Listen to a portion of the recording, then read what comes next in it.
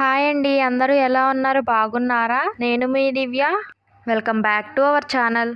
మీలో ఎంతమందికి ములక్కాడ చికెన్ అంటే ఇష్టం చెప్పండి. నాకైతే చాలా ఇష్టం ములక్కాడ చికెన్ అంటే.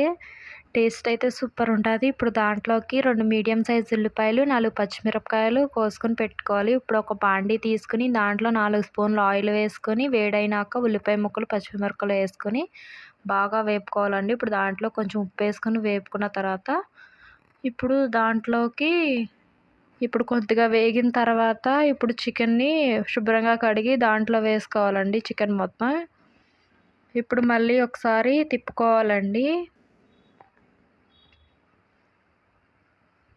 ఇట్లా మొత్తం కలిపేసుకున్న తర్వాత మూత పెట్టి ఉడకనివ్వాలండి చికెన్ని బాగా.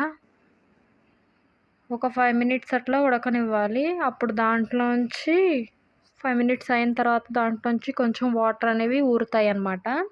ఇప్పుడు చూసారా కొంచెం ఊరినియి.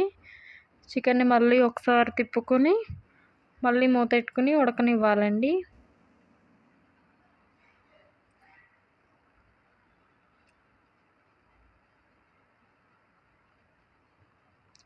చూసారా వాటర్ అనేవి వచ్చేసావి.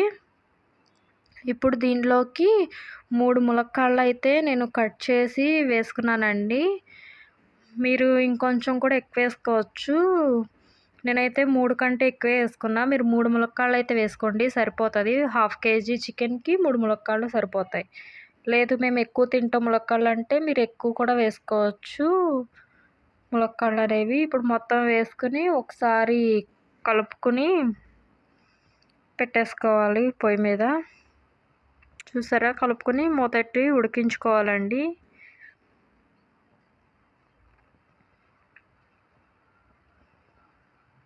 ఇప్పుడు మళ్ళీ ఒకసారి తిప్పుకోవాలండి.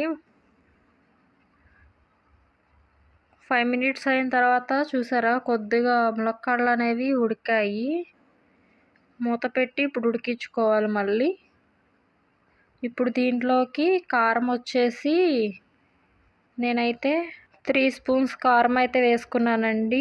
మీ ఆప్షనల్ అండి, మీ స్పైసీకి తగ్గట్టు కారం అయితే వేసుకోవచ్చు. ఇప్పుడు మళ్ళీ ఒకసారి తిప్పుకొని పొయ్యి మీద పెట్టుకోవాలండి. గరిటె మాత్రం పెట్టబాకండి, ముక్కలు ఇళ్ళిపోతాయి ములక్కాడ ముక్కలు అనేవి. ఒకసారి తిప్పుకొని కొన్ని వాటర్ అయితే వేసుకోండి, 1 గ్లాస్ వాటర్. ఉడకనివ్వాలండి నీళ్ళు మొత్తం ఎగిరిపోయేంత వరకు. ఎగిరిపోయేంత వరకు అంటే ఎగిరిపోయేంత వరకు పెట్టబాకండి. కొంచెం పులుసు అనేది ఉండాలన్నమాట. ఆ వాటర్ అనేది ఉండాలి. మనం ఏమంటారు కూరలో కలుపుకోవడానికి ఉండాలి కదా, సో ఉండాలి. ఇట్లా దగ్గరకు రావాలి కూర, కొంచెం మరీ దగ్గరకు అయితే రాకూడదు.